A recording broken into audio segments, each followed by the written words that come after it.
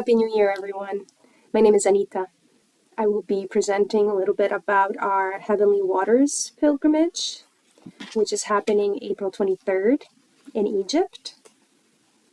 This will be the third trip that I have done to Egypt so far, following the first two that we did in 23. And I wanted to talk a little bit about why it is that we're going and the prayer behind this trip, who will be there. You might already be aware that Chief Freddy will be joining us for the final 5 days of the trip. So that's a very big prayer coming true, actually, for me, because 2 years ago in the teepee, sitting with Chief Freddy, I actually received this download to take our community from the Red Road to Egypt. So it's finally coming true, and there's a number of different prayers that are converging together for this trip. So I know certain individuals have said, "Oh, I want to join, but I'll come next time." And will you be doing more trips in the future? And yes, that is, the plan, and we will be going back in the future. However, I wanted to explain that this is a very particular prayer from very particular messages that have come through. So in that sense, this trip is very unique. And something that I always tell people is, if in your heart you feel that you should be there, then make that commitment. I understand that $4,000 is not exactly easy for most of us to just dish out for one trip, but there's something that happens when you make a decision with the full force of your being. The whole universe conspires to make it happen. So I want to give you a little opportunity and encouragement to be optimistic and to really feel in if you want to be a part of this, and if your soul feels like it's calling you to come and be a part of this trip. And if that is the case for you, then make that decision and see how everything unfolds to actually make it happen for you. There's been so many years now that I have been living without a conventional matrix job. And at the beginning, it was a real shock to the system.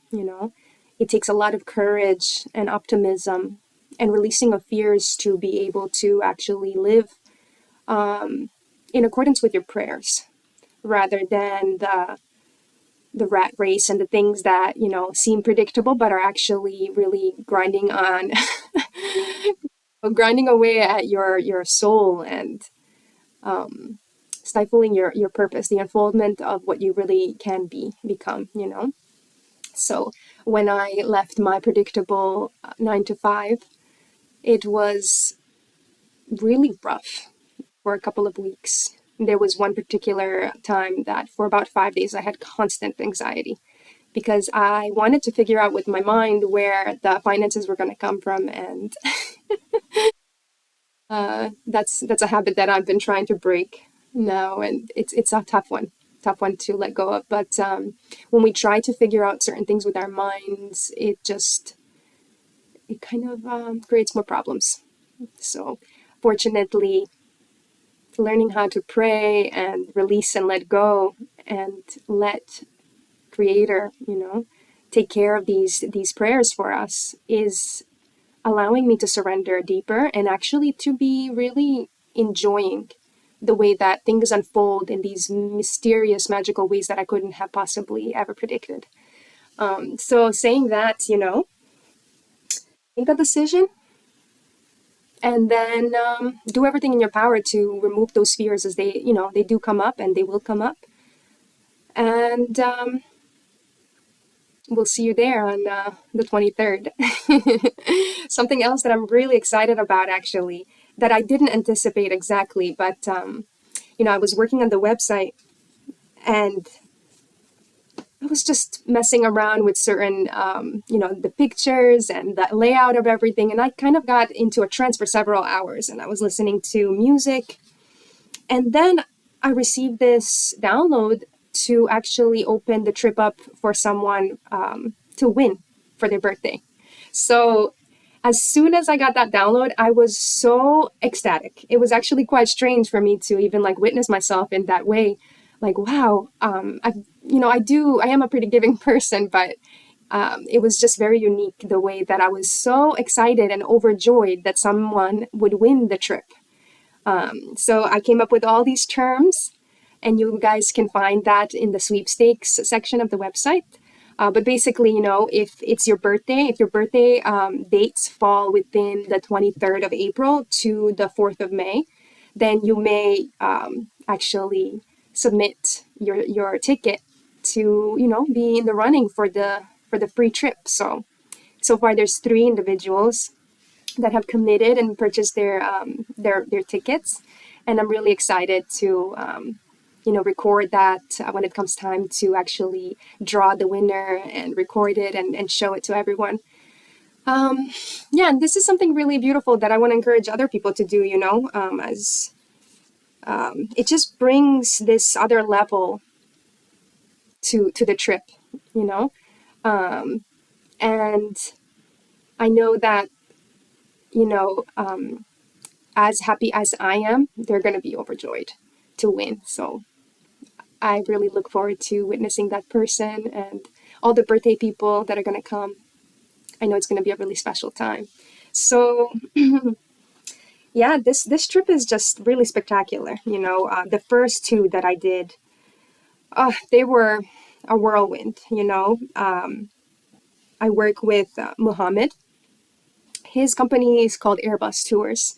It's quite a large tour company in Egypt, and something that I've learned about Muhammad since working with him is that he really strives to make the trip as action-packed and as unforgettable as possible so that we keep coming back. And honestly, like, that's really been the case. Sometimes I have to tell him, we're doing too much. We're having too much fun, not enough sleep. So, it's really fun working on the itinerary and then having him bring in all these ideas as well, and coming up with this beautiful 12-day excursion for us. So I'm really, really excited for everyone. You know, I've been seeing sometimes on different forums and different comments in regards to Egypt that certain individuals, they never want to come back to Egypt because they had such a bad time. And that kind of like blows my mind because it's the opposite of how we have been treated, and sometimes, I can see why having, the protection and the guidance of the tour guides, it just brings the trip to another level. So they will take us to all the best places. They will explain everything. They take us to the best restaurants. And they're really like, other than being experts in Egyptology and, the ancient history, they're really experts at taking care of people and making sure that we're having the best possible time. Even down to like taking pictures of us. It's like the tour guides, they're some of the best picture takers, which was really funny to witness. And they always have time for us to answer all our questions. It's like having a bodyguard, a babysitter, a tour guide, like brother, everything in one. Really constantly there for us. They hardly even sleep when we go on these trips. So I'm really grateful, and I'm really grateful to have had some really spectacular tour guides. And I want to also acknowledge that last trip that we did in September of 23, we actually met Sam. So Sam is this beautiful, beautiful man that we're just overjoyed to know him and to be in his presence and to have the opportunity to become his friend. And he actually sat in a ceremony with us in Siwa under the stars all night long, within 2 days of meeting us. And that told us a lot about his character. And he's a very, very, very spiritual man, and is also very open-minded to alternative interpretations of ancient Egyptian history. So it's really like the perfect the perfect fit for us. And I'm really pleased to say that Sam will be our tour guide for the entirety of the trip. So really looking forward to seeing him. See you soon, Sam. And, so anybody that might be wondering what it is that we're going to be doing in Egypt and why are we doing these pilgrimages, I want to talk a little bit about my history, specifically 2011, when I had my earth-shattering awakening. So before that time, I was very into conspiracy theories as a teenager. In high school, I spent a lot of my nights staying up. It was the majority of my nights, really, like staying up, reading all kinds of conspiracy theories and alternative histories and ancient history, different technologies that the government has, et cetera, learning about extraterrestrials, and that really, I can say, was like the thing that interested me the most, even more obviously than my own homework, which always waited till the last moment, and I ended up going to college in England, studied psychology and counseling. And, even studying psychology actually taught me a lot about myself. But I can comfortably say that nothing has really piqued my interest as much as, studying about these ancient cultures and really trying to piece the pieces together about all these gaps in our history as humanity. Because it's quite obvious that there have been many, many civilizations, hundreds of thousands of years old, if not older. And it's always been very interesting to me to try to figure out why these civilizations have grown to such pinnacle, and had so many accomplishments technologically, yet somehow they're not here anymore. So there's many, many theories that I have as to why that's possible. One of which has to do with the Earth's magnetic field, which has been actually shown to basically, if anything happens to the Earth's magnetic field and perhaps it goes offline for some particular reason, it is very possible that everyone on Earth will actually lose their memory. So this could be one of the reasons why there have been ancient civilizations that have rose to such high levels, yet seemingly overnight they reverted back and had to start again. So yeah, after college, I actually came back to the United States, and I was really trying my best to become, a good member of society and get a regular job and be a normal human. And actually, in 2011, at the beginning of the year, I was working on a website. And I created a website where I was going to start selling natural health and beauty products. And yeah, I was working on that really, really diligently for several weeks, many, many long days. I was very passionate about it. And then something happened basically where I was just randomly doing yoga in my mom's kitchen. And basically, as I got out of a particular pose, my mind and like my vision just went very blank. And all of a sudden, I received this telepathic message that said, "My dreams are leading me to the Bosnian pyramids." And simultaneously, I was laughing and crying. So, yeah, during the several seconds that it took for that message to come in, my mind was very like blank, and it was just receiving. And then within a couple of seconds after that, I started to, my regular processing and my regular thoughts came back online. And the next thing that I thought of was, oh, just relax. Perhaps this isn't true. And I instantly went to my computer and looked at the Google Earth map. And sure enough, actually, this message made complete sense. So the backstory to the dreams from the message, it basically has to do with these reoccurring dreams that I had been having for perhaps 3 or 4 years prior to this instance. My parents, we have a house in Bosnia, and I was born in Bosnia.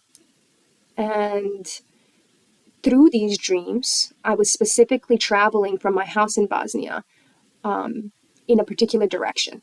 So each time the dream would, start again, I was going from like one spot to another spot. Then like climbing these mountains that I could see from my house. Then when I was on top of the mountain, I could see the villages and the mountain range from the other side. And after a few dreams, I was actually traveling on a bus in a particular direction. And then the final dream was me arriving with like a backpack, and there was a distant pyramid in the distance, and so many people also like converging and coming towards this pyramid from all different directions. So up until that moment, those dreams, they all did have a particular vibration, and they were similar in a lot of ways to each other, but I had never put them together, and I hadn't even like written them down. And then it was just crystal clear that this is where I needed to go. And several years prior to 2011, there was a new discovery or a rediscovery of pyramids in Bosnia. Basically, this is potentially the biggest, one of them is potentially the biggest pyramid in the world, according to its size. It looks like a giant hill or a mountain, There's a city actually at the foot of it, and even houses up on the slopes of this pyramid. And I had heard about the existence of these sites, and did a little bit of research into it, and discovered that there was some controversy. Certain people didn't believe that it was real. Certain people were obviously, wanting to do excavations and really bring individuals and tourists there to, do more research and to take a look and do all kinds of measurements to prove that this was indeed, man-made site. And initially, while I was in college, when I heard about this and I saw that there was, so much controversy and back and forth, I just kind of, let it go. I was like, okay, well, I would love for there to really be pyramids in my own home country, but I'll just wait a couple of years and see what comes of it. So going back to my story of 2011, when I received this message to go there, this was a pivotal point in my life. Prior to this, I was kind of depressed, after coming back from college, and my family, my family situation wasn't the easiest to be a part of. Lots of different stress and arguments, and also having to figure out what I wanted to do for the rest of my life and get some kind of career was very, very stressful. I had this inbuilt moral code where I basically didn't want to be a part of a lot of things in society. I didn't want to work for individuals or companies that I could not support, with my full heart. So it was relatively difficult for me to try to appease my parents and get a job and simultaneously, make sure that I'm staying true to my own compass. So in a lot of ways, I had asked for something more. There was many moments when I was literally, sobbing with this despair that I felt about the state of the world. And I don't know if I was feeling into how everybody else felt, or, or also it was my own desperation and my own sadness. But I remember in particular making some really heartfelt prayers that if there's anything that I can do to make things better, I will do it. So in that way, this was the answer to my prayer. And basically, as soon as I figured out that, my dreams were leading me to go to these sites, everything that I was doing prior to that just became ancient history. the website and the business, it just fell, to the wayside. I wasn't interested in that anymore. In fact, I was from that moment. It was probably January or February of 2011. And from that moment on, I was just reading all kinds of, spiritual, new age, any kind of content that I could find. A lot of the times I would be just scrolling social media. At that time Facebook was really, really big, and all these things would just like pop out at me, and I would follow these leads. And I would look into things, studying about the memory of water, studying about like new discoveries, different individuals that were traveling the world, that were finding these ancient sites, and piecing together the big picture of our ancient history. So I really dove deep into all these studies, and regardless, saying all that, I just want to give a disclaimer that I was a complete novice about anything to do with spirituality. Up until that point, there was one instance where I was able to see auras, and that was actually, I received a download that there would be a moment in the future where I would have that ability again. And I just didn't know how that was all going to play out.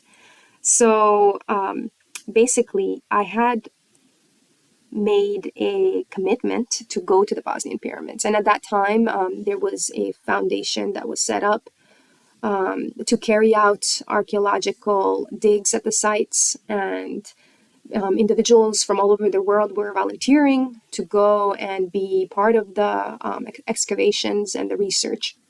So I signed up to go in August of 2011 to be in a 2-week volunteer program where I was going to assist in digging, digging these new pyramids and seeing what we discover. And actually went to Bosnia and spent a whole month at my grandmother's house. And at that time, I was working a lot with monoatomic gold and started to feel like, in a lot of ways, like very activated with my kundalini. Was, getting some strange symptoms that I had never felt before. And something that I didn't really let myself, or just naturally didn't happen, is like speculating and thinking about what it is or what it was going to be like when I went to Visoko, where the Bosnian pyramids are. And I just remember having this deep knowing that once I went there, I would actually, I would do my job that I had signed up for, but that also there was going to be some kind of something for me there. And I kind of left it at that. So a month later, when I ended up going to Visoko, within a day or two, I developed this ability to basically see through the wall of my hotel room. I stayed in an attic room with several roommates who were also volunteers. And when I would go to sleep at night and I would face the wall that was, behind that wall was the Pyramid of the Sun. Just before I would doze off and go into a deep sleep, I would start to see the outline of the pyramid in like luminous colors, and also inside of it, I could see different platonic solids like rotating and morphing into each other. And as I would go to sleep, I would just instantly forget that this was happening. And this went on for about 3 nights. After which point, I ended up meeting Dr. Ken, just a chance encounter in the elevator, which led me, to being introduced to him by the foundation director of the pyramid dig. And that afternoon, after meeting Ken, I became even more activated, to the point where that evening, everything that I was desiring at that time, up until that moment, started to manifest, down to a visit that by a guy that I was dating, who I had been waiting for several weeks. And he totally showed up out of nowhere to surprise me and spend a couple of hours with me. And also that evening, as I was, socializing with the guy that I was dating and who was talking to Ken for several hours on the outside balcony where we all used to hang out, my consciousness was pulled above me, and I could see a number of ships just hovering up above us in different colors, and they had made a formation in the shape of like a mandala. And after that moment, I saw one of the ships like go across the sky and land on top of a mountain range in the distance. And from that moment on, I have this lost time that I still haven't been, able to like tap into. But basically, I was sitting there for like 2 hours, and I did not hear anything that anybody that was around me was talking about. I was just like entranced. So that evening, actually, in my hotel room, what happened was that the guy that I was dating, he went to the restroom, and as soon as he walked away from me, I had this thought to basically close or plug my ears, and it was like what I was checking for at that time very frequently was like these frequencies that I had in my ears. Like in one ear it was more high pitched than the other. So the thought that I had was, oh, I'm going to plug my ears and hear and test if any, like if the frequencies have shifted. And then as soon as I put my fingers in my ears, I heard like a click, click, click, click, click. And then the next thought I had was, oh, I'm going to close my eyes, and when he comes into the room, I'll see his aura, which was also like a strange thought to have because I didn't usually think like that. And so I immediately closed my eyes, and at the foot of the bed, I saw a silhouette. I opened my eyes, and there was no one there. And then I closed my eyes again, and in that moment, I went into a telepathic communication with this being. Essentially, I already knew that that was a visitor from, one of the ones that had landed a couple of hours prior, whose ship that I had seen in the sky. And we had this very brief telepathic communication where I was like, hi. It was so casual. And we greeted each other. And then basically I said, well, I'm with my boyfriend right now. So, I guess I'll see you later. And this being was very, very respectful, literally immediately like disappeared out of the room. And so what was really odd in hindsight is that all these experiences I wasn't telling anybody about. They were just something like my own personal experience. And in those moments, they were just something that would happen, and I would immediately detach from it as if, it wasn't even important in any way. And as if it always happens, which obviously was not the case. It was totally new for me. But I was acting as if it was the most ordinary like sight that's nothing to report about. So the next morning when I woke up, I just had this knowing that I wasn't going to go and with the other volunteers, I wasn't going to go and dig the pyramid. I had decided while I was sleeping that I was going to go everywhere that the energy worker that I had met, Ken, was going. And the day prior, we had several hours with him, and he explained that, he had been given the tour of the place, and that today he was going to go with someone else around the, all the different sites and do different energy work. So I literally walked out of my room, and he was sitting there at reception. I basically told him very nonchalantly that I was going to go with him, and he just said okay. He didn't ask any questions.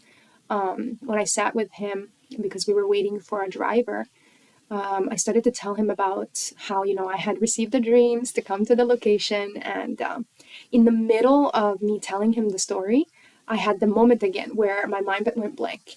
And literally, I had this overwhelming feeling I had to close my eyes. And then I could literally see through the wall to the location that the night prior that ship had landed. So it started blinking a very bright light at me. And then a message came through that, well, basically they literally said, there's something dark coming to the location, but don't be alarmed or don't be afraid. we will be with you all day long, and we support everything that you will do. So yeah, I'm actually getting like quite emotional about that. It's taken me many years to integrate this experience, and I'm still integrating it. I feel very grateful, basically, my path. I feel very grateful that I was the one that was chosen to do that mission, essentially, because that day was just the one of the top experiences of my life. We went around different locations. We went to the tunnels, and as soon as we got out of the car, we had a Bosnian driver. His name is Amir, or Zombie, and I was the interpreter between Ken and him because neither of them spoke each other's language. And Amir was leading us to different locations that he knew were energetically important. As soon as we exited the car to the tunnels, to entrances to the tunnels that some of the other volunteers were digging at, there was a Pakistani ambassador who lives in Bosnia. He was exiting his vehicle as well with a number of family members coming to do a tour of the location. And when we greeted them, I closed my eyes again and I could see a really large entity or being behind them, but it had like not a very nice energy. It was almost like a militarized giant being. And so literally as soon as I witnessed that, it was like it as if it got like sucked away, from the location. So this was the first confirmation of, there's something here coming, you're being watched, but we will take care of these type of energies. Literally as soon as I reported that, to my two colleagues what was happening, we basically got the message that we didn't need to do anything more at this particular location. So we continued on and we went to the Pyramid of Love. Amir had taken us to this plateau on the pyramid that had what looked like a big fire pit. It had it was like a foot or two like in the sunken in the ground, and he said that there was energy or an energetic portal there, and Ken started working with his hands on the energy. And when I closed my eyes, I could see this giant ball of static, like levitating about 8 feet off of the ground. And within a few seconds of him working on it, it literally got sucked into the ground and then burst out like a rainbow, literally rainbow colors. So it was really amazing because Ken, he usually travels the world, or up until that point, he had been traveling to different locations and sometimes doing this type of energy work with the Ascended Masters. And but he doesn't have the ability to see exactly what he's doing. So he would get different, he would ask questions and do muscle testing to confirm if the job, was complete or like what he needed to do next. And the thing that I was able to bring to the table was literally this, brand new ability to see the energy. So I would just tell him exactly what I'm seeing. And we would all three confirm together, that the job was complete and we needed to move on to the next location. We went to a spot on the slope of the pyramid where it was shown through these very expensive images from NASA that were purchased, that could see from satellites, in obviously in space, that could see underground. And so NASA 40 years ago had this technology, and these images were old at this point. They cost tens of thousands of dollars to purchase, but they had even back then this capability to scan the earth and see any kind of anomalies under the underground, any kind of tunnels. And it was confirmed that there was miles and miles of tunnels under this Bosnian pyramid complex, and the majority of the entrances of these tunnels were blocked up with sediment rock. And that's why there was certain individuals from the volunteers that were actually clearing out the entrances of these tunnels in order to one day be able to actually get into the pyramid, because there was locations like a mile or two in that were actually not filled with stone, so you could potentially just walk in once you get past the entrance, of course.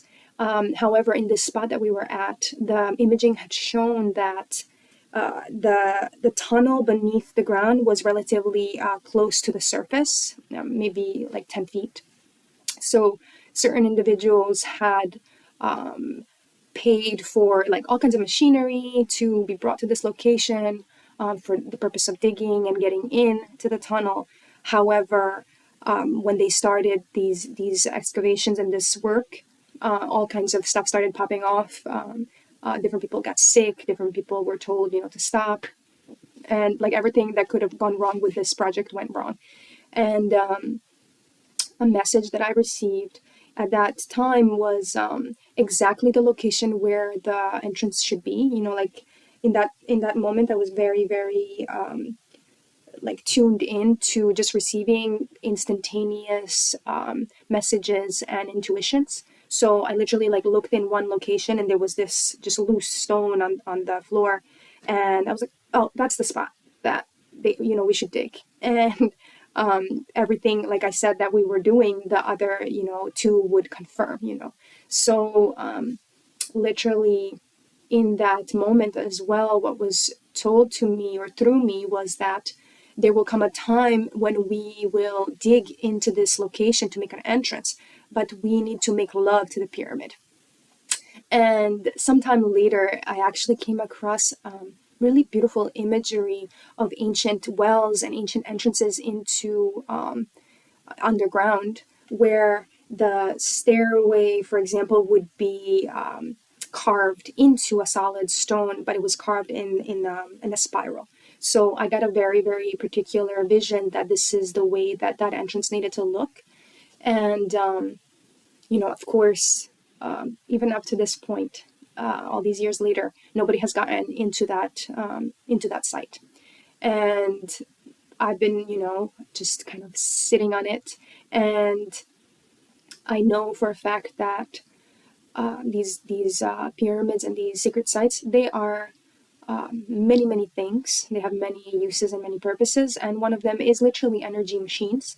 And it's not ideal to, tamper with this the structure of these sites, and also it's not even necessary to go into some of these sites because also the energy can be very destabilizing and dangerous to us, especially if we don't know what we're doing or we're looking for, to get rich quick kind of thing, which was a really, really big pattern at that time in Bosnia, when so many people were just trying to find the entrance, get in at all costs so that they can claim that they have the entrance, and now you as a tourist have to pay, in order to go in.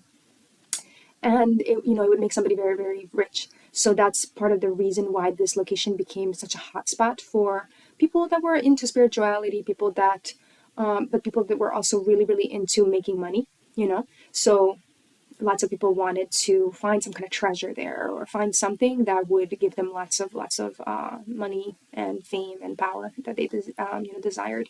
So from this location, we actually went to the top of the Pyramid of the Sun, which is the largest pyramid over there. And all day long, it was just a beautiful day. There was very few clouds in the sky. It was sunny. And by the time we got to the top, we had to walk to the top. We had parked our car on the plateau of the pyramid and then walked up, and it's about a 10-minute hike. By the time we got to the top, the sky just became really, really gray. It was just full of clouds, these thick gray clouds. And something that I noticed when I looked at someone that was in the location taking pictures or getting her picture taken, her hair was literally standing up on, like totally electrocuted, or like I noticed that was actually happening for me too, but my hair was tied up, so only, some of them were just like standing up on end. And basically, we went to one location where there was another energy vortex, and I witnessed the same kind of energy ball that I had just witnessed at the Pyramid of Love a couple of hours prior, and same kind of process with the energy being transmuted and the energy being turned on and turned into a steady stream of light. And I received a message at that time that all the different, there's many different types of energy from the different sites that are in that location that are basically pouring into each other. So they have this grid where, like, if you have one site or one pyramid, there is an energy stream coming out of it and going into a neighboring pyramid, for example. And this is how the energy grid is created all over the world, also with different sites. And so we have this web of energy just like hopping into different portals and into different vortices. And various types of energies were converging into this main pyramid in Bosnia, and then going straight into the sky and going outside of a planet, actually. So recently, when I took Ken to Egypt, he was telling me that the Bosnian pyramid is actually connected to the cosmic energy. It is what makes our planet basically like the center of the universe, and it's one of the reasons, and if not the reason, that we are really in this ascension process right now and doing something really special that everybody from the rest of the universe is really looking at. We're on the precipice of going into basically graduating from this experiment that we've been doing. So yeah, this planet of ours is a really amazing little home that we have, and it has a lot of capabilities. We're literally on a very sophisticated spaceship hurling through the galaxy, and like following our sun, going around the galactic center as well, and even our own galaxy is moving around other galaxies and merging with other galaxies. So when it was time for us to complete the job, basically Ken and I came to this on top of the pyramid of the sun in Bosnia. There is the remnants of an old medieval castle. Literally, a king used to live up there I'm not really sure, it's set many hundreds of years ago. And there's just ruins of the walls there. And these walls had been rebuilt a little bit at that time when we were there. And we went to a location where there was a structure that kind of looked like a well. It had a wall that was like 2 feet wide and went in a circle. And it was about 4 or 5 feet deep. But when you look inside, it didn't have water or anything in it. It was just soil and grass and plants. So we felt that location was, for some reason, very meaningful and important. So Ken and I literally walked on top of that, the walls of that structure. And we walked in a circle, and then he asked me, and he said, I feel like we're complete, but we need a sign. We need to know that we're actually complete. So in that moment, I felt like I needed to look into the sky, and in the clouds appeared a particular symbol, like a golden symbol. And I motioned with my hands, what it looked like. And we both repeated it several times, and our job was complete. So yeah, I got back to the hotel, and all the volunteers were, where have you been? It was really strange, not that I went with this new visitor, this stranger. I disappeared. I wasn't with everybody else. And they had just had their dinner, and they were like socializing and relaxing together. So I started to basically answer all their questions and tell them the process of everything that I had been through that day. And, just standing there in front of them, answering all these questions for about half an hour. And certain people were, like they would go out of the room, bring more people in so that they could listen. And several individuals, they were like laughing uncontrollably.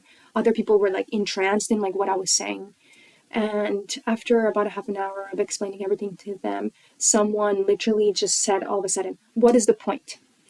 And in that moment, I saw and felt this golden shower of energy just pour through me. And I said, heaven is coming to earth. And then I like plopped down on the chair and I looked at the person next to me and I said, what language did I just speak in? And I knew what I had said, but I wasn't aware which language I had said it in. And, that was the beginning of the end. It was up to them to interpret, what I had explained. It was, everybody had like different interpretations and different opinions about what I had told them. I believe there was a lot of jealousy as well, because some of these individuals also felt that they perhaps may have wanted to have an experience like that, or something out of the ordinary. I, on the other hand, was like on cloud nine. I was so blissed out and overjoyed, with the day that I had and just this new level of energy that I had. I felt so open-hearted, and I felt very, very close to every single individual that was there with me. I felt that we were going through something really, really important, and that it was a divine. It was divinely orchestrated that we were all there together at that time. Um, the next, that evening, I didn't really sleep much. I went into all these portals while I was, laying in bed, going through all these dimensions, and I started to really like get so many downloads. It was like constant, to the point where it was like hard for me to even get dressed, because when I would look at my clothes or like try to arrange for myself to get ready in the morning, I would see messages in my clothes, in the tag, in the name of the brand, like, oh, okay, like I see why I had already chosen this outfit to bring here, because even in the tag it's giving me a message. The next day, I decided that I did not want to continue working on the digging of the site. I had interpreted the whole project as being led by someone's ego, and it did not need to be uncovered, because the energy portal that is the pyramid was working optimally, and opening it up or uncovering the sides was absolutely unnecessary, and not needed for the functioning of this structure. So everything that was happening there at that time was for someone else's better, for somebody else's agenda, basically. And I ended up receiving a message to go to the the dining hall, which was the floor below where we were sleeping of this motel. It was like a 12-story building, and this dining room had these giant windows that were just a perfect view of the pyramids. And we had these really, really big long tables where we would have our breakfast and our dinner, and maybe 60 people can sit at this table. And as I received this like impulse to go into the dining room just before dusk, that next day, there was literally a chair that was pulled out in the middle of the table, and I went and sat there. I sat in lotus position on the chair, and I was facing the window where you could see the silhouette of the two pyramids, the pyramid of love and the pyramid of sun. And as the day was ending and the sky was getting darker, the sky was this really beautiful dark blue, and in the sky between the two pyramids appeared 9 different lights. And I I literally had this thought, oh, is this what I think it is? And in that moment, they started blinking. And then I closed my eyes. And when I closed my eyes, literally all around the table appeared these luminous colored beings, all kinds of rainbow colors with these really big beings that were like, each one was unique. They had like patterns and geometry in them. And I would like, my consciousness like scanned each one that was sitting around the table with me. And after that happened, I was just sitting there. I felt that, okay, the job is complete. I felt that all was perfect in the world. And it was like, I was basically ready to like phase out of this dimension. It's like, okay, I've done my job. Like, I can go now. And I'm not really sure how long I was sitting there in this like bliss trance. And a couple of minutes later, these three teenagers came to sit with me. So a boy and a girl sat next to me, and across from me came another boy. He was the son of one of the cooks in the kitchen, so I had already met him before. And I don't know what they were doing there, but they were called to come and sit with me. Literally, he was sitting across from me, and he went, and then I opened my eyes, and I was like drunk.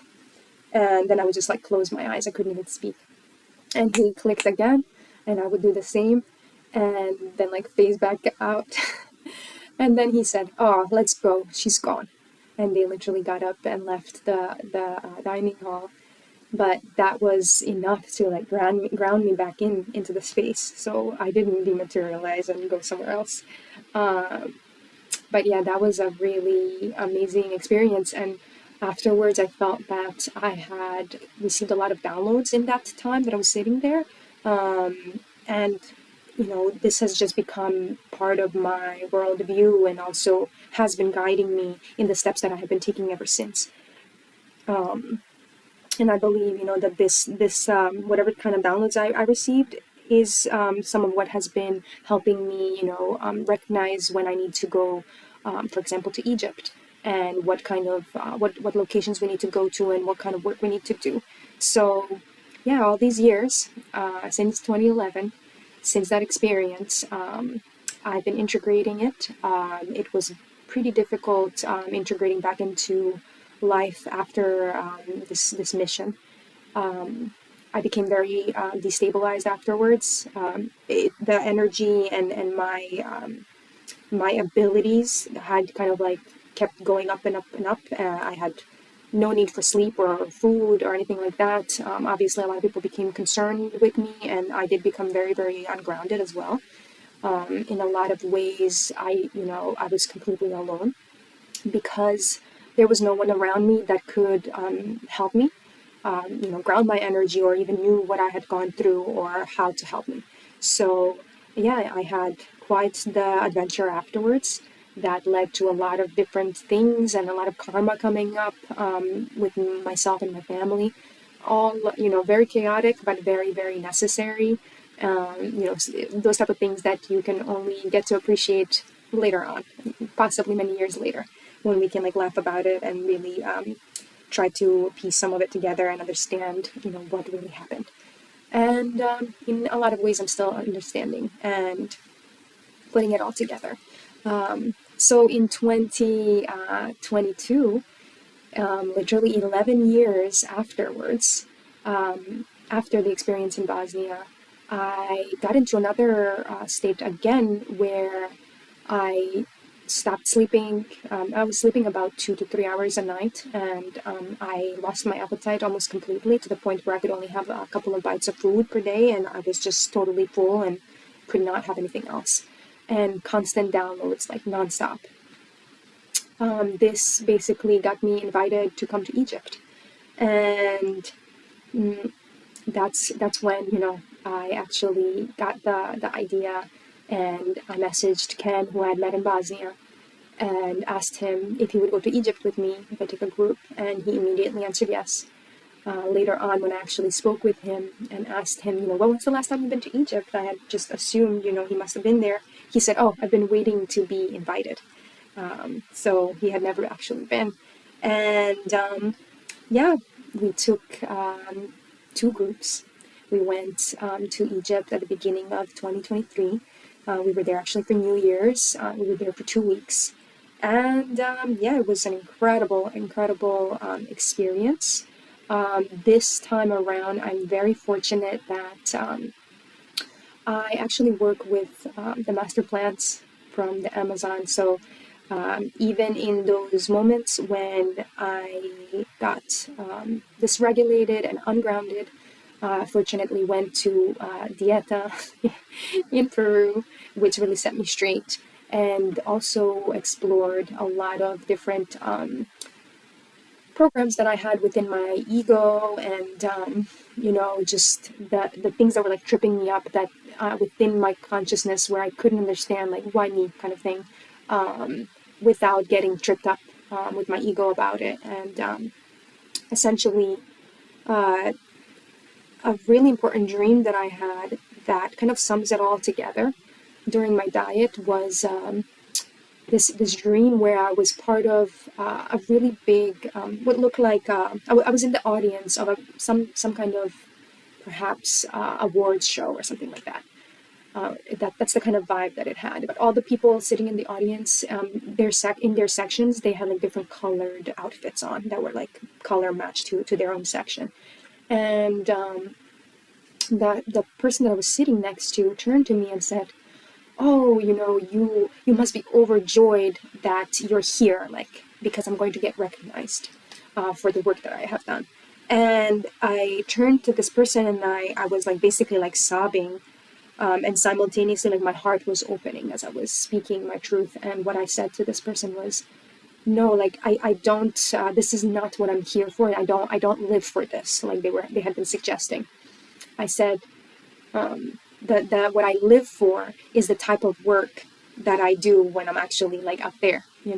So the the conclusion that I came to was, I really like care so much about the consciousness of our planet. And that's really like all that matters to me. So, regardless of whether I'm doing the energy work, or whether it's happening to me, or if I channel, or if I never channel again, that's so irrelevant. Because even if my job is just to bring you to the location so that something may happen to you or through you, that's my job is done. It's really irrelevant who does the work, because as long as the work gets done. And also, at any point, any of us in the group have the potential to become that channel, and the creator has control over that. It's like it's one of those mysterious things where it's like you don't know that you have the key until you have the key and it's pouring through you, and you're just in the right time, right place at the right time. The divine time.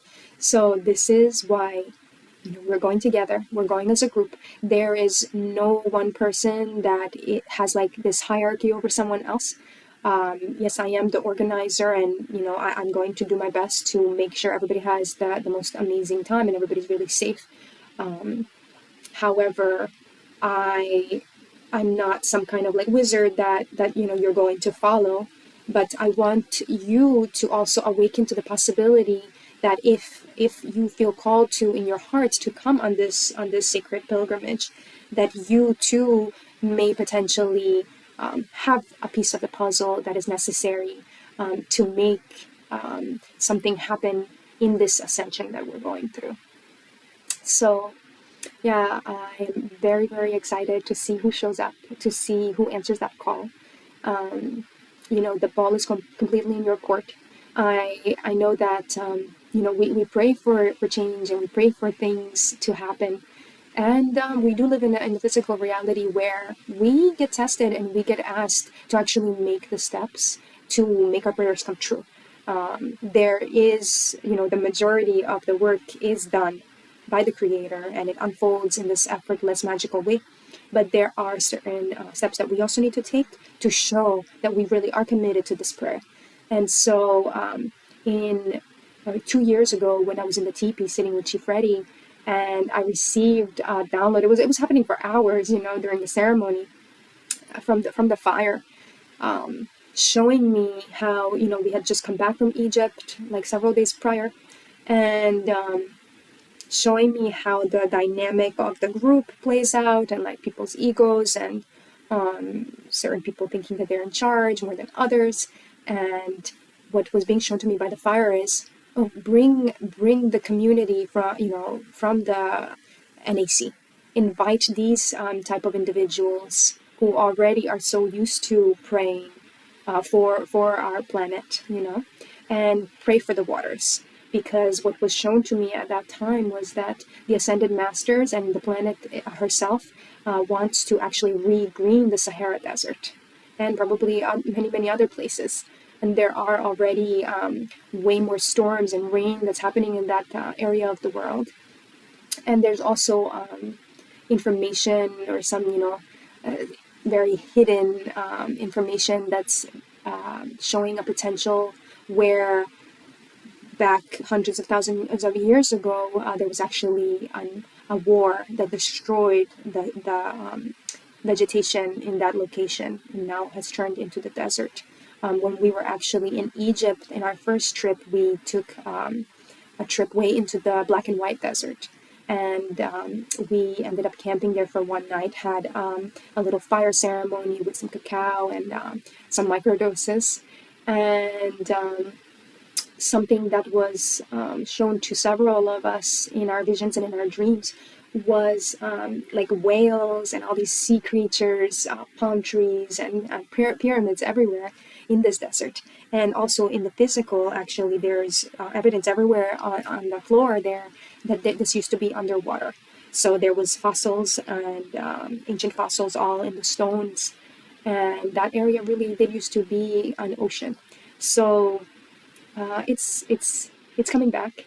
I have no idea what it's going to look like. I have no idea what's going to happen in this trip or in the future. It's something that I've sat with quite a lot in my ceremonies, just with the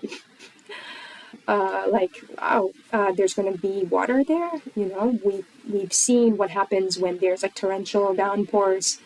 For example, what happened recently in North Carolina and how much calamity that caused. You can imagine if there is a large influx of water in the desert, in locations where, people have essentially built their houses on sand.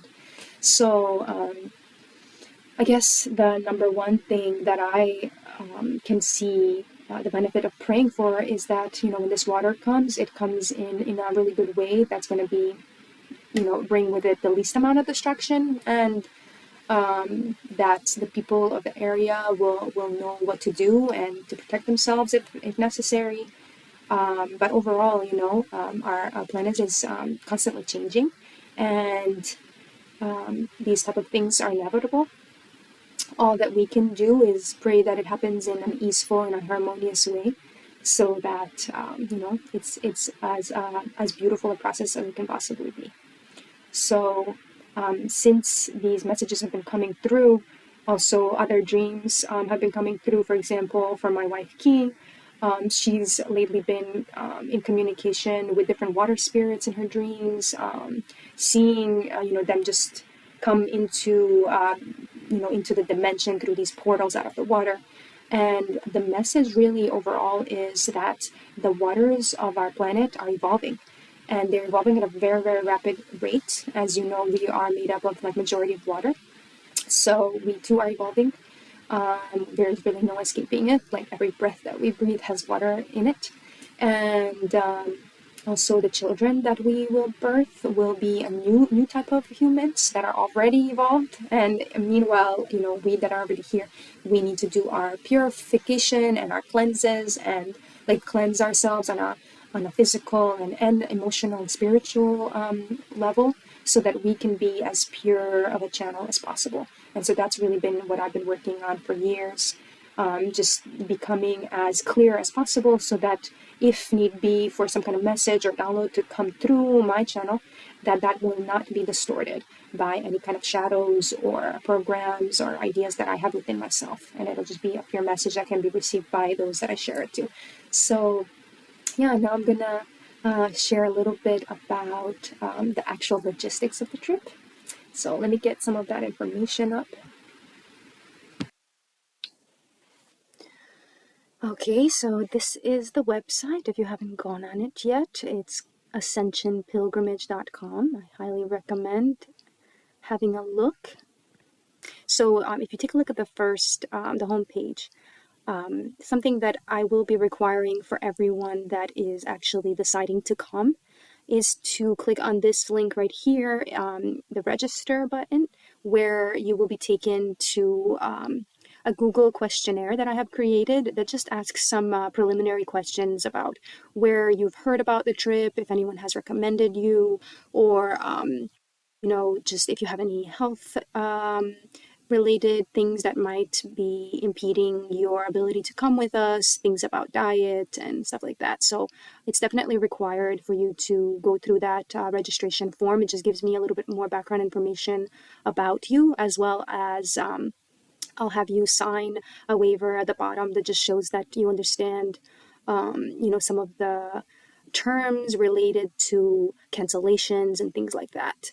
So that's definitely one of the first steps if you were wishing to come. And then once you actually fill that registration form out, I will be giving you a call so that we get to know each other a little bit. So I'm going to take you to the itinerary right now.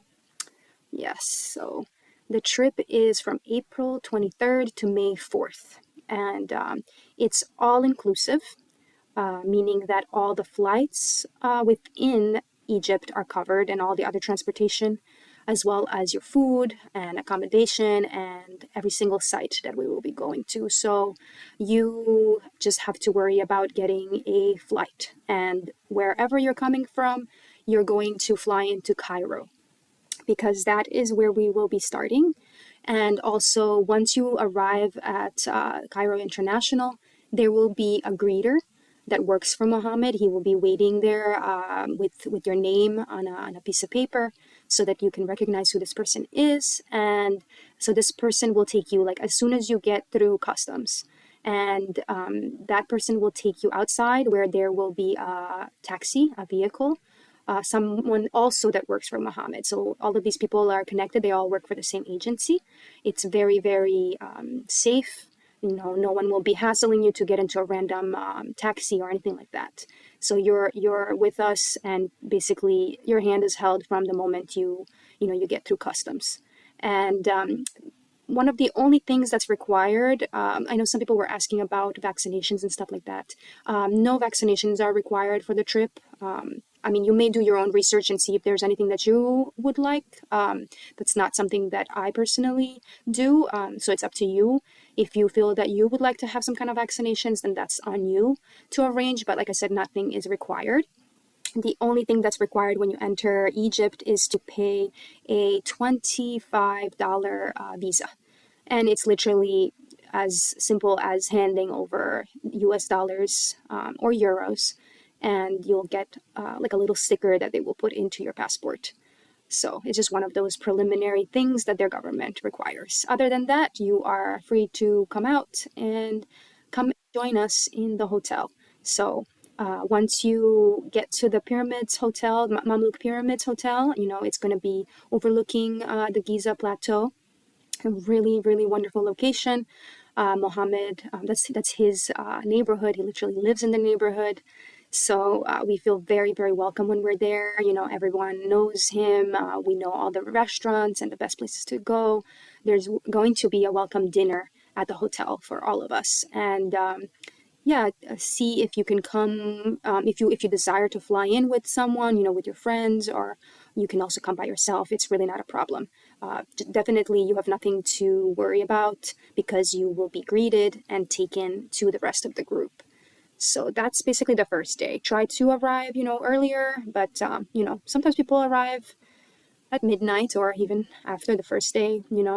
I know that it is a long flight, so sometimes things just unfold that way. But either way, try to aim to have some sleep that night, because the next day, day 2, we're checking out of that hotel. If you happen to bring several suitcases, you may decide that you would like to take some clothing with you. So, for the days that we will be away from Cairo, you can take a smaller suitcase with you, or you may decide to take everything. If you decide to leave anything behind in Cairo, Mohammed will arrange for a place for us to leave our luggage. And so, if you decide to travel a little bit lighter within Egypt, that's also possible and recommended. And just know that even if you bring very few items of clothing, there are very, very affordable laundry services that can be arranged at any of the hotels that we will be staying at.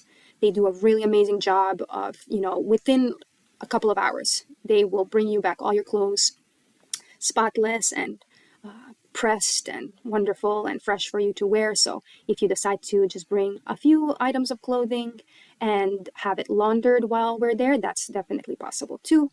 So you just have to decide how you want to pack. I want to bring your attention now to this private flight to Siwa. Siwa is a place in the desert. It's basically an oasis. It's close to the border with Libya, and it is in the Sahara Desert. So we were there last time we went to Egypt, which was September of 23, and it's a magical place. Definitely one of our favorite places that we've been to. And what happens in Siwa is actually there is not a commercial airport there. So it's kind of not very accessible for a lot of tourists, mainly because if you were to drive from Cairo to Siwa, it takes 10 to 12 hours and maybe longer with different checkpoints and also stops for food and bathrooms and all of that. We actually did drive there last time we went, and it did take a really big chunk of our time. So I want to really, bring your attention to this because it's a really big privilege that we've managed to secure this private flight. They do have a military airport. And so the only other way to get into Siwa other than driving is to take or charter your own flight. So initially, when I was taking a look at the pricing that Mohammed was offering us, it was really, I didn't feel that it was going to be very economical for a lot of the individuals in our group. So I made the decision to, just not stay in 5-star hotels, for example. However, all the hotels that we will be staying at, the resorts, they are 4-star hotels. So I really, it's nice. I'm sure it's nice to stay at the Hilton. However, it's really not necessary. We will be perfectly accommodated and also have a lot of freedom in these other resorts. And I just made that executive decision so that we can basically be able to afford this private flight, because otherwise we would basically spend up to 24 hours out of our 12 days just driving back and forth to Siwa. And I really didn't feel that that was acceptable. We're doing this trip. We don't do it very often. And also for some of you, it might be the first and, your final time. So I really want to maximize all the time that you will be there. And so I went back to Mohammed and had a very serious conversation with him and asked him to upgrade the itinerary to accommodate this private flight. So we're definitely overjoyed that we get to have our group in a small private plane and get to be alone and get there really quick from Cairo and sing our songs and really just travel in style. And then we'll be basically there in the morning within I believe the flight might be an hour and a half. It's a really short flight. So we'll be there in no time. We'll have food when we get to Siwa and get to our resort. After this, we're going to Tagajian Island. I'm not 100% sure how to pronounce that, but this island is a place where we've been to before. It's really gorgeous. It has really gorgeous sunsets and overlooks some really gorgeous geological features of that landscape. We'll do some meditating there for sunset and have some drinks. I also want to let you know that drinks are included for breakfast and lunch and dinner. So usually people get coffee, maybe hibiscus tea, mint tea, something like that. Your drinks are covered while we're having our meals. However, if you want any special drink, such as some kind of juice or lemonade or something that they have to whip up especially for you, then we do ask you to cover that out of your own pocket. Again, it's very affordable. Food and drinks are very affordable in Egypt, so it won't be more than a couple of dollars extra for you. So that's just an option and something for you to factor in when you decide how much extra spending money that you want to bring. The hot spring camp, which we also be visiting that evening, Basically, we're gonna go in the middle of the night to a location that has these beautiful pools that are created from, springs that are coming out of the water. The water is very like lukewarm to, like tepid water. We'll be swimming there under the stars. It's a really gorgeous place and a really nice, relaxing way to unwind and wrap up for that day. So, day 3, we are going to the Salt Lakes. The Salt Lakes were some of our favorite things from last time we were there. So Siwa has these locations where they're dredging for salt, and they have created these giant, basically lakes, these giant pools that are super, super salty. So even if you don't know how to swim, it's great. You cannot possibly drown. You're going to be floating on top of the water. It's a very bizarre kind of experience if you've never experienced anything like that before. So people actually go to these salt lakes to get the medicinal benefits of these minerals and the salts that are found in this location. And your skin will feel really wonderful and rejuvenated after. However, we will have to go and take a shower afterwards because you're going to have like a layer of salt on your body. Everything that that water touches, it just like leaves this encrusted salt on you. It's really a cool experience. So we'll take some wonderful pictures there. Last time we were there, we had some music playing in the background. We were making different formations together as a group, kind of like synchronized swimmers, so that the driver and the tour guide can take pictures of us. And it was a wonderful experience. So we'll spend a couple of hours there, like an hour or two. And then we're going to probably go back and take a shower at our resort. And then we're getting ready to go for the safari ride into the Sahara. So basically, there's going to be these 4x4 vehicles, and depending on how many people come to the trip, we will split up into groups. I believe that each vehicle can fit about 6 of us. So we'll just split up accordingly, and we're all gonna go in this really fun convoy into the desert. And so all that we need throughout the whole trip is provided for by these the guides and the drivers that they hire. They work with very particular people, so everything is already like laid out. Everybody's going to be just waiting for us, coming to pick us up, coming to like really take care of us in a really good way. The drivers bring wood into the desert because there's literally nothing in there except for sand. So they're going to bring some kindling and some firewood, and they're going to make us tea, and we're going to watch the sunset. We're going to also take a drive to certain springs in the desert. We did some energy work on those locations last time we were there, so it's going to be interesting to revisit them and see how the waters over there have changed and shifted, because one lake in particular, one of the springs was, the water was kind of starting to disappear, and it was, the level of it had gone way down what it usually is, so we'll see if that has bounced back. We were called to do different work at those hot springs, and different formations and various messages were coming to the individuals in our group. So we're gonna see how things unfold. When it comes to this type of energy work that we're doing, it's very much something that's hard to like pre-plan. There's certain aspects of the mission that become more and more apparent in the months and days leading up to the trip. However, most of it just unfolds very synchronistically when we're at the locations. So we'll know, and we'll communicate with each other to see what's necessary for us to do and pray for when we are at the locations. Another fun thing that we're going to be doing at the desert dunes is sandboarding. So I'm really looking forward to that. Haven't actually tried that before. I'm really, it's going to be a lot of fun, I'm sure.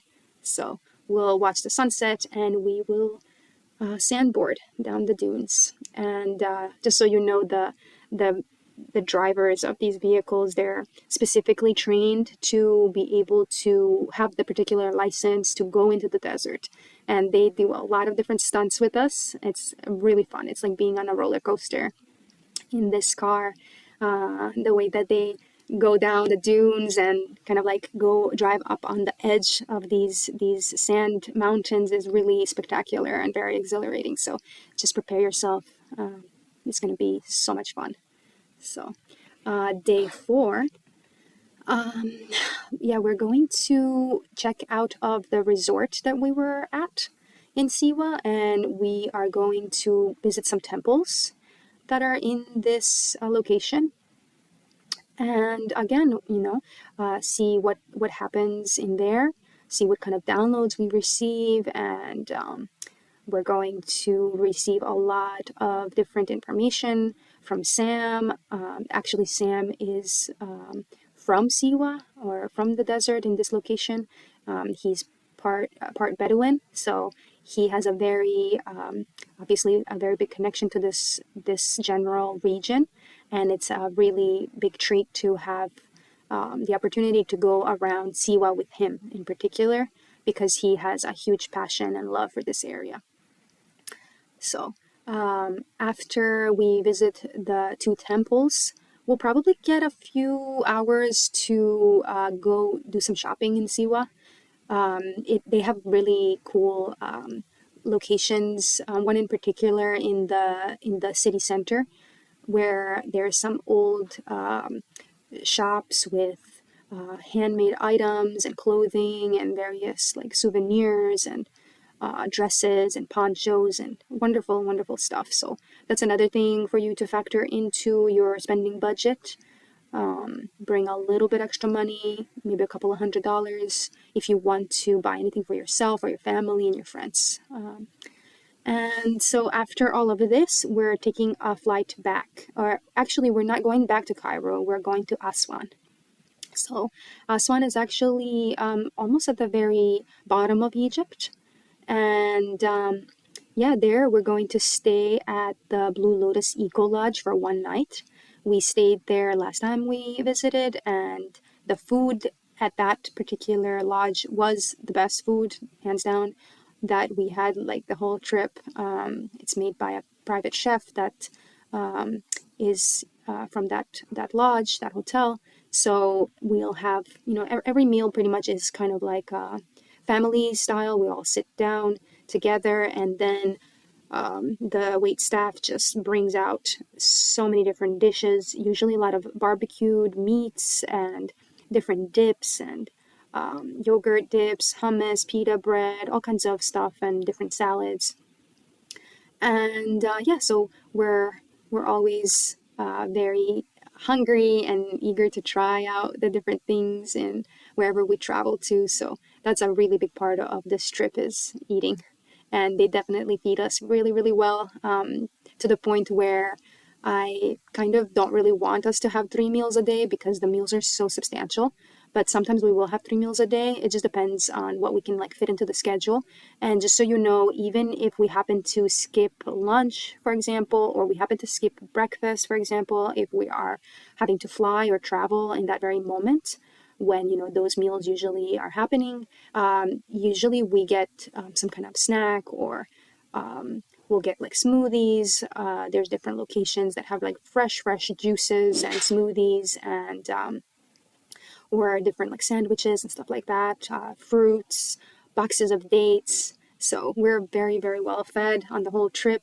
It's very unlikely that you will ever feel that you need to buy your own food, unless of course you want to, or unless of course you want to get something on the menu that the rest of the group is not having, and in those cases, again, factor that into your spending cost.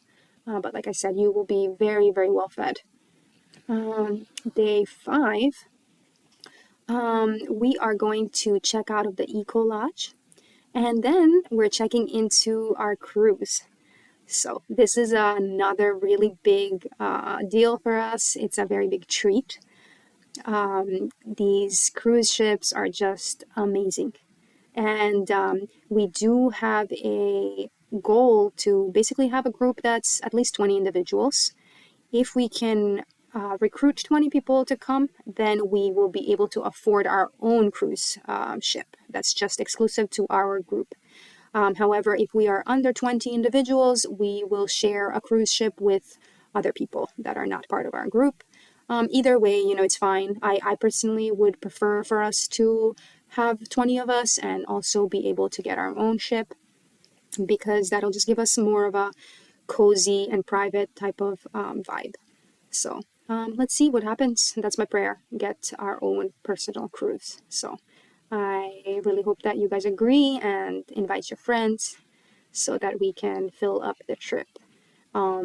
Yeah, this is a really amazing itinerary, and perhaps if you've never been to Egypt, you might not be aware, how these type of itineraries actually work or how much they cost.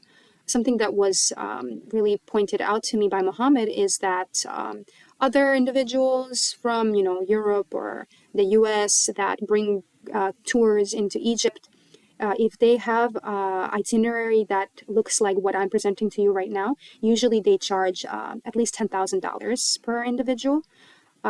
He said that he recently made basically a very similar or identical itinerary for a group, and those people are actually charging $13,000 for their guests. So yeah, I know that $4,000 is not exactly cheap for everyone. However, it's very affordable and very cheap considering how much other companies and guides will charge you for the quality and the sheer amount of things that we will be experiencing. So I really, really, I am very grateful to Muhammad for always, making these things possible for us. He's understanding that, we work in a different way, and it's not about the money, and it's about the spiritual mission. So he's very understanding and always does make different allowances and gives us different discounts. So that's how that's able to translate to the price that I have managed to make for us. And yeah, this package is really incredible. And I hope that you can recognize and agree that it's an incredible opportunity. And as you know, every year it has been this inflation. This inflation is really something else, but the trips do get a little bit more expensive as the years progress. So it's very likely that it's going to be more expensive next time. So yeah, on day 5, once we check into the cruise, the boat will actually bring us to the different temples. So this is a first for me. I'm sure it's going to be unlike anything I've ever experienced. So it's a really big, it's a really amazing opportunity to have our own rooms and our own transportation just bring us straight to the temples. So I'm really, really looking forward to it. We're going to go to the Isis temple, and we're going to go to the Nubian village. So never been to the Nubian village. I have been to the Isis temple twice, and it's one of the most beautiful sites. It's actually been moved I think a couple of 100 years ago, or 100 years ago. It was moved from the location where it was at, which was a couple of 100 yards from where it is located right now. And actually, when we stay at the Eco Lodge, we'll be able to be right next to the Isis temple, and we can actually take the kayaks that are provided at the Eco Lodge, and we can actually row the kayaks all the way to the Isis temple and to the location in the water where the old temple used to sit previously. So that's something that we're looking forward to doing, and the kayaks are spectacular.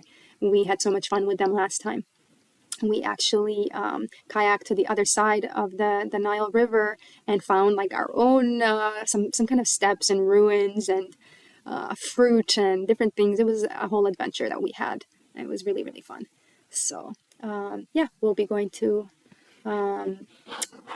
continue sailing on the ship.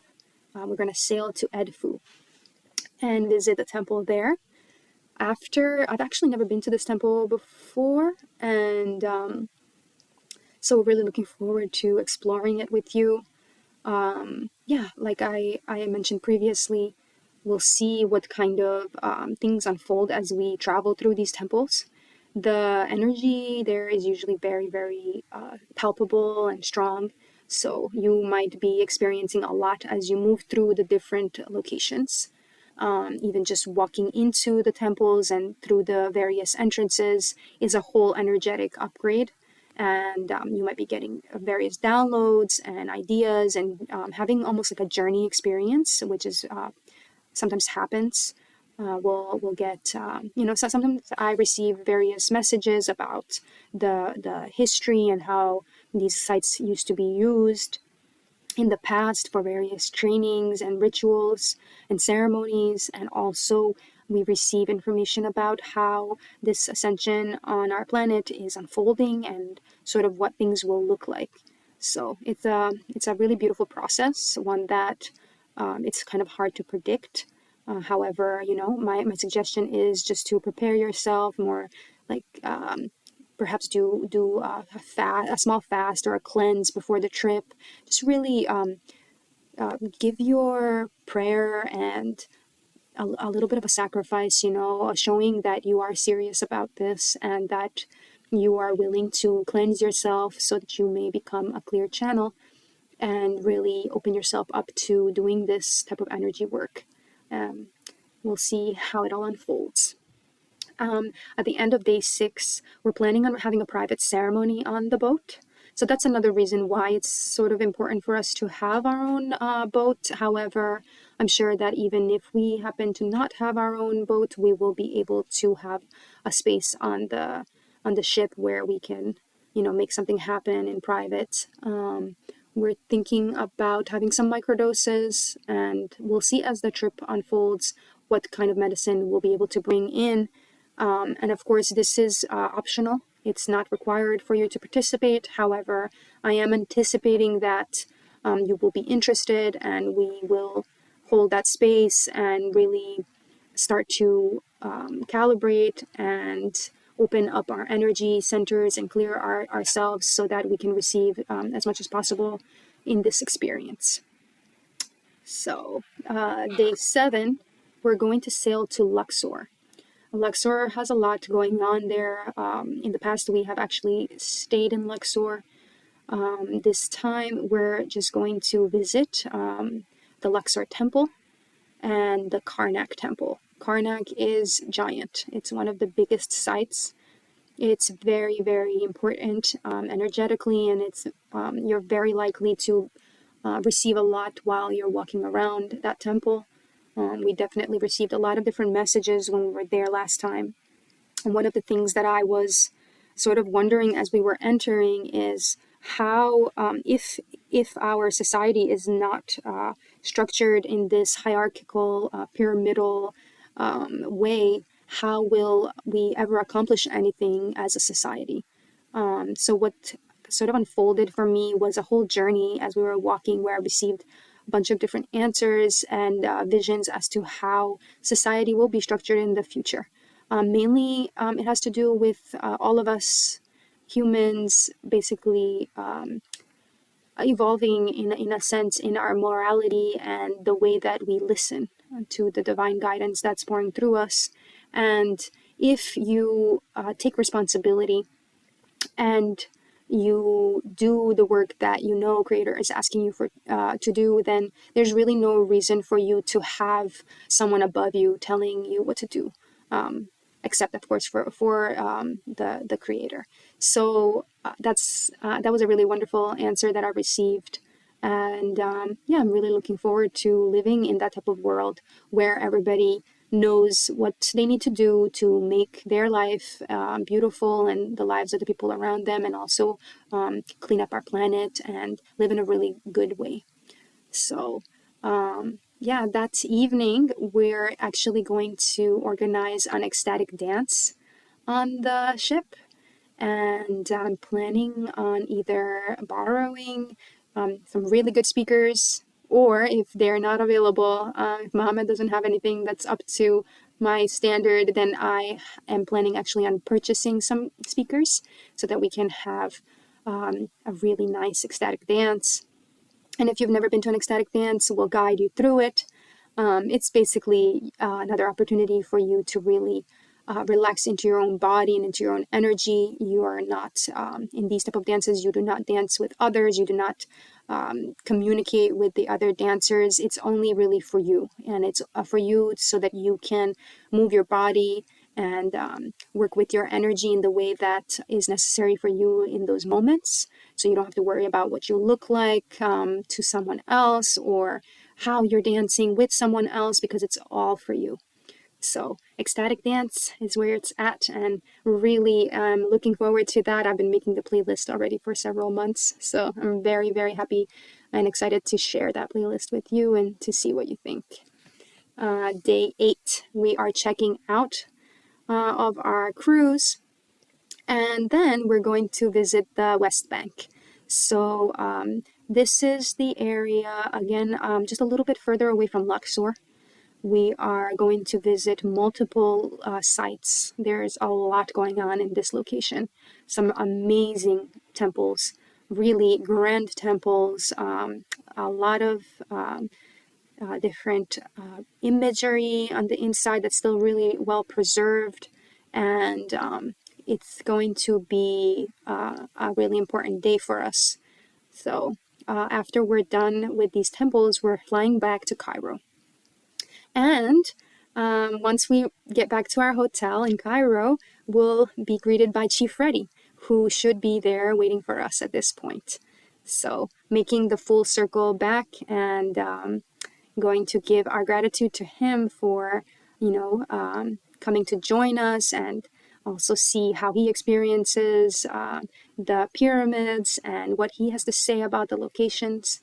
How he experiences the energy, etc., and also receiving some of the benefits of his prayers as well.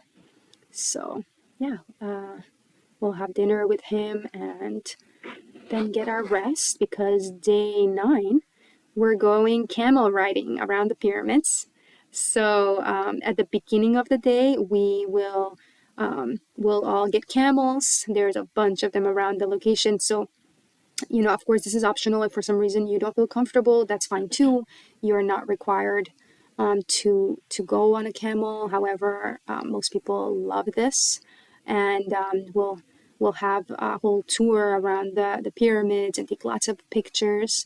We're also going to take pictures by the Sphinx. We will not get to go and touch the Sphinx exactly, but we will be very close to it. So usually the private, what is necessary to touch the paws of the Sphinx is a private tour, a private entry, which costs several thousands of dollars. And at this time, we have just not received the download that we need to go to that location exactly. So, but we'll still see the Sphinx, and we'll visit the general area and get to take pictures as well. After our the camel riding, we'll go back to the hotel, have some time to decompress and get ready, because this is basically the pinnacle of our entire trip, I would say. We will be having the 2-hour private entry to the Great Pyramid. This is another aspect of this itinerary that's very, very exclusive. So this entry costs several thousands of dollars, and there is not going to be anyone inside the Great Pyramid other than our group. So we will have a slot at some point after 7 p.m. So these different 2-hour slots are available from 7 to 7 a.m. And we'll just see where we fit in on the schedule. And at some point in that evening, we will go and have our private group visit into the Great Pyramid. So when we have gone there the 2 times prior, it was very, very amazing to have that privilege to go inside all the different chambers, just our group. You can imagine that it's, it can be a little bit claustrophobic, especially when you're going down to the very bottom chamber. There is quite the descent, and you can just imagine what it's like when actually that whole chamber, the bottom chamber, is usually closed for the general public in the daytime. So with the general entry, you are not even able to visit all of the chambers. However, they will all be open for us. And yeah, it just makes a really big difference when we can have our own private time. Usually the various chaperones and security that work in these sites, they don't allow you to meditate or sing or chant or close your eyes even in these sites. So one of the beautiful things about renting out your own private slot is that you can basically do most of these things. Of course, you have to be respectful to the space and not do any kind of funny stuff or cause any kind of damage, but you are allowed to sing and meditate and pray in any way that you desire. So yeah, we've been doing that. The first time we went, we did a ritual in the bottom chamber. I anointed the feet of everyone that was in our group with different essential oils, and also added some of our prayer water into the well that is located down there. When we went up to the king's chamber, we did different meditations, and people got the opportunity to also go inside the king's tomb. And so yeah, we will have all of those types of activities, and get the opportunity to sing and pray and really celebrate that we're there and put in our own vibration. These sites are very important. They're antennae, for the rest of the planet. So by our presence and our intentions and prayers, we're putting all of that out into the collective consciousness. And yeah, we're very, very happy to have that opportunity. And so be very intentional and very mindful, and come and experience this amazing, amazing opportunity to be in these spaces with the people that you love. So afterwards, we will have dinner. Usually that's a late dinner, and we'll just celebrate. And it's like being on cloud 9 after you get out of the pyramid. Day 10, we're going to visit 3 other pyramids that are nearby. So yeah, we can basically go into each of these pyramids. They're usually not very crowded. They're very accessible, and yeah, you can choose to go inside, or you can sit outside and like wait for some of the people from the group to come back. We'll have Sam and possibly even Mohammed come and join us, because he's staying nearby, and just give us different rundowns and explanations as to what these pyramids, why they look the way they look and when they were built. And afterwards, we're going horseback riding, very likely again like for sunset time. The horseback riding is some of our favorite. It's so spectacular to be able to just roam these desert lands around the pyramids, and it's very relaxing. It's a very beautiful experience, and a lot of amazing opportunities to take pictures. There's even some locations where we might stop and take more pictures, maybe have some tea and stuff like that. So yeah, really looking forward to the horseback riding. Usually we try to go twice actually when we go, when we visit, because we just love it so much. It's a really fun thing to do. Day 11. So at this point, the Grand Egyptian Museum, which is also called the GEM for short, is open. This will be my first time going in to this museum. It is a brand new museum. I believe it's the largest museum in the world at this point. So it was just opened at some point last year. It was completed. And yeah, so we're going to explore that together. And Sam will tell us all about the different artifacts that have been placed in there, and some of the speculation about what they were used for. There are some strange artifacts as well that no one really knows, what they were used for. And it'll be interesting to see if any of us receive any kind of downloads or visions as to, what all this stuff was for and what it used to do. And after that, we're going to visit Old Cairo. So in Old Cairo, I'm not 100% sure exactly what we're going to explore. There's a lot to do there. There are many different temples and religious temples and structures. So There's some really large mosques. There is a Greek church there that we went to visit once. There is an old chapel where I believe baby Jesus was when when Mary and Joseph brought him through the location. So there's a lot going on there, and we'll get to see some of it. We're also going to shop at one of the ancient markets in Cairo. They have so many different things to buy there. This is a really, really good place to get souvenirs. Again, Sam will guide us to some of the better shops, with good prices and good quality items. A lot of the shops sell similar stuff to each other, so that's why it's good to shop around and to sort of know. And Sam will tell us where to go that might be more affordable and better quality. So after shopping, we're going to go have a farewell dinner. I'm not sure where this will be, so we'll just get to discover that together. And day 12, we are checking out. You have, usually you have all day. Try to, see when you're going to fly out, and you're going to get a ride out of the hotel, just like the same kind of process, the same way that they brought you in. You will have a driver bring you back out to the airport in Cairo. If you decide to stay longer, or something like that, or your flight is happening on another day, then after day 12, you are required to pay for your own accommodation. I'm sure that you can, make some arrangements with Mohammed if you wanted to extend your trip, and that's always an opportunity and a possibility. He's very accommodating. He's also able to, hook you up with another guide if you wanted to go somewhere else that wasn't part of the itinerary. So it's up to you to decide, as the days are progressing through our trip. However, if you're leaving on that day, somebody will bring you to the airport. And sometimes there's also even an opportunity to go do some last minute shopping.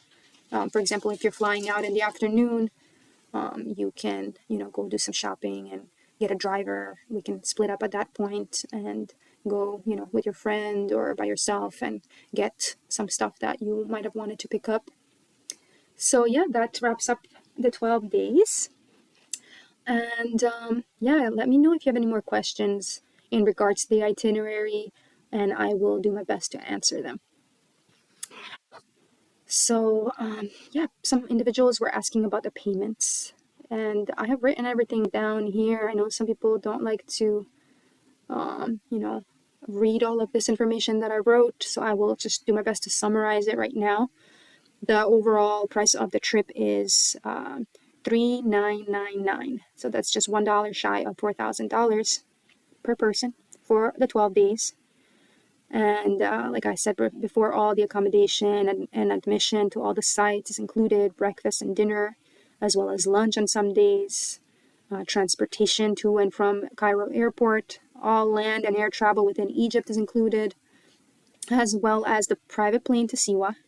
So if you decide to come in a little bit late, for example, or stay extra, for example, if you fly in late into Cairo and we have already left to go to Siwa, then you will be responsible for arranging a drive to Siwa, for example, or and paying for that yourself, or just waiting in Cairo for us to come back, or meeting us in Aswan. So there's different opportunities for you to come in late. However, I don't recommend it because, we're going to be following the itinerary, and it's your responsibility to catch up to us, and you would have to do that out of your own pocket. And as well, if you were to decide to leave early or come in late, the price is going to stay at $3,999. So I'm not going to try to accommodate for any kind of changes. Usually people are able to stay the entire time, and it's really necessary. Even though 12 days might be a lot for some people, there have been the first time we went actually was for 2 weeks, and we still were action packed. There's just so much to see. So that's part of the reason why it's 12 days and not one week. It's really necessary to just get as much in. And, we're traveling all the way to Egypt, so it's not the shortest flight from the United States, so we want to just get the most out of it. Yeah, so um, we will be asking for the first payment by February 28th. So here you have the instructions in the orange lettering, explaining to you where to send the payment. Usually the easiest way is to pay with Zelle, and I've included the information for my Zelle. Definitely need the first half of your payment by the 28th. You may decide that you want to pay for the entire trip at that time, before that time, anytime from now until then. However, absolutely what is necessary is at least half of the payment by February 28th. That guarantees that you're coming. And also at this time, once I receive these funds, I will be actually forwarding them to Mohammed so that he can start booking the various hotels for us and also the flights within Egypt. So if you decide to want to pay by check, you have to, or money order, you have to pay in advance, a little bit before February 28th, so that that can get to me by February 28th. And if you decide to pay in this way, you have to message me separately so that I can send you my address. If you decide that you want to pay by bank deposit, then that is also an option. Especially for people that might be from outside of the United States. I believe that a lot of the banks from outside do not use Zelle. So that would be one of your only options. Usually these bank transfers kind of cost about $20. So I would ask you to include an additional $20 to cover the wire transfer fee that would come out of my account from receiving such an amount. So the final payment must be paid by April 9th. So you have a little bit over a month after the first payment to finalize the rest of your payments. And yeah, after the 28th of February, if you decide to cancel, you will I will have to keep $1,000 as a for the cancellation, because like I said, I will already have spent majority of the funds to give to Mohammed to start bookings, and that's the reason why after the 28th of February we need the first deposit, and we also would need to keep $1,000 should you cancel past this date. And the trip booking cancellation information is all actually it's all outlined very, very much in a lot of detail in the registration form, that same questionnaire that I was telling you about that you will need to fill out. At the bottom of it, there is a very detailed cancellation protocol. So yeah, try to make it as fair as possible. And I just really need people to commit and be serious, and hopefully you will have no reason to cancel. And like I said, you may choose to pay the full $3,999 at any time from now until February 28th, and secure your spot. The other thing that I wanted to talk about is something else that I'm very happy to offer, which is the Refer a Friend $222 credit. So yeah, I wanted to try to make this trip even more affordable than it already is. And so that means that if you refer someone, a friend or family member, you will receive this credit toward your trip. This credit is of course it doesn't have like a monetary cash value, so I will not literally give you $222, but this credit will go as a discount towards your trip, and only this particular trip, not on for any future trips.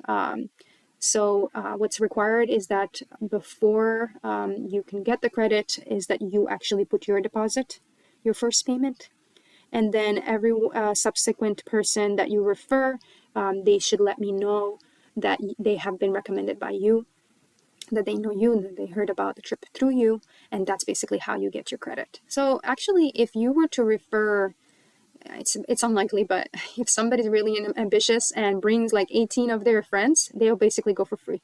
So that's the maximum amount of people that you can refer, is 18 individuals. And one of the things that I just wanted to point out is that anyone that you refer must be someone who has not already been part of any of the WhatsApp groups where I have advertised the trip already. So, if they've already seen the advertisement and then they've decided to come, even though they're your friend, I will not be giving you that credit. But if they're just someone who's never heard about the trip before and is someone from your circle, I will be very, very happy to oblige. And so there's also full referral terms, and they can be found here. And everything is very, very much spelled out for you. Other than that, there's some pictures of previous trips.